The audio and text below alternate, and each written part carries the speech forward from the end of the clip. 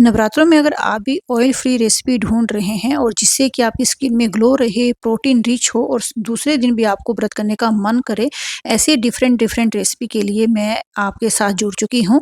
तो यहाँ पर मैंने आज 3 रेसिपी शेयर कर रही हूँ जो बिल्कुल अलग है, डिफरेंट है और उसको खाकर वही आपको जूसी क्या, चटपटा चाट क्या, मीठा क्या, सब कुछ एक वीडियो में मिलने वाला है। तो चलिए इन प्यारी-प्यारी सी रेसिपी को बनाना स्टार्ट करते हैं। बहुत सिंपल और ईज़ी से बनाएँगे। तो सबसे पहले गैस के ऊपर हम एक पैन रखेंगे, फिर डाल देंगे इसमें मूँगफली। मूँगफली को हमने कंटिन्यू चलाते हुए रोस्ट करना है। अगर आपने बीच में छोड़ दिया तो मूँगफली में एक साइड का कलर जो है वो डार्क हो जाएगा। तो आप देखिए मैं कंटिन्यू चला रही हूँ। 3 से 4 मिनट के लिए हमने मीडियम फ्लेम में मूँगफली को रोस्ट कर लिया है और मूँगफली जो है वो हमारी काफ़ी अच्छे से रोस्ट हो चुकी है। फ्लेम को ऑफ करेंगे और हम इसको अब एक बाउल में ट्रांसफ़र कर लेंगे। कई चीज़ें ऐसी होती है जिनको हम बनाने में ही बहुत मज़ा आता है और दूसरों को खिलाने में भी बहुत मज़ा आता है। आप यकीन मानिए ये तीनों रेसिपी आज ऐसी ही हैं।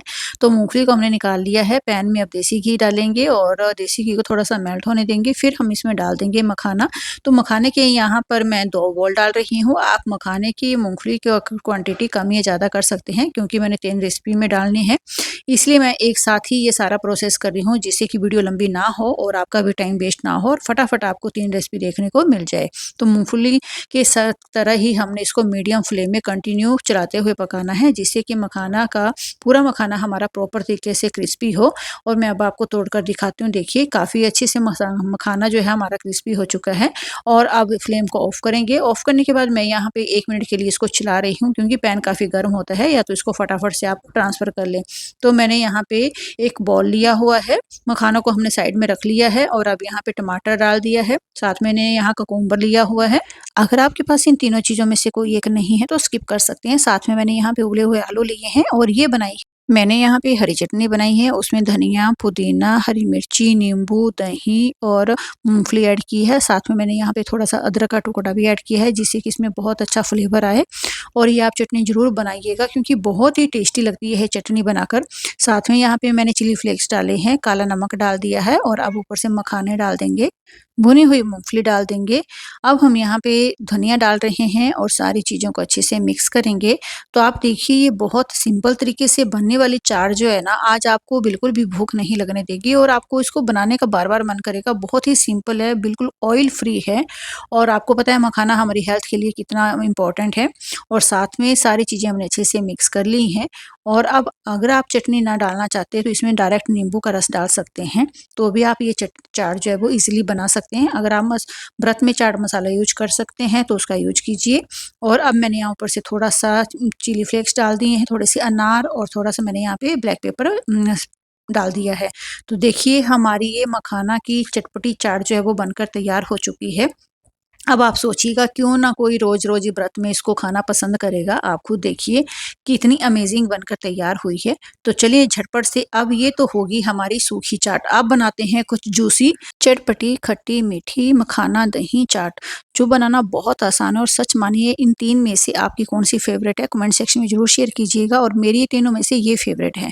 तो मैंने यहाँ पे दही लिया है, दही में हम यहाँ पे रोस्ट किए हुए मखाने डाल देंगे, अच्छे से डिप कर देंगे, ऊपर से थोड़ा-सा दूध डालेंगे क्योंकि दही काफ़ी थिक है, तो दोबारा से अच्छे से मिक्स करेंगे और कम से कम इस मखानों को दही में हम 10 से 15 मिनट के लिए छोड़ देंगे, जिससे कि मखाने अच्छे से हमारे फूल जाएँ और अंदर तक जो है वो दही अच्छे से ऑब्ज़र्व कर लें मखाने।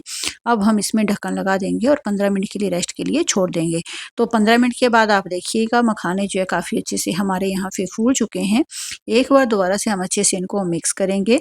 तो फ्रेंड्स देखिए कुछ रेसिपीज़ ऐसी होती है कि उनसे हमें प्यार हो जाता है और बार-बार बनाने का भी मन करता है और खाने का भी मन करता है। तो सच बात मानिए कि ये रेसिपी जो है मेरी सबसे फ़ेवरेट है और बहुत बार मैं ब्रेकफ़ास्ट में इसको बनाती हूँ और खाती हूँ।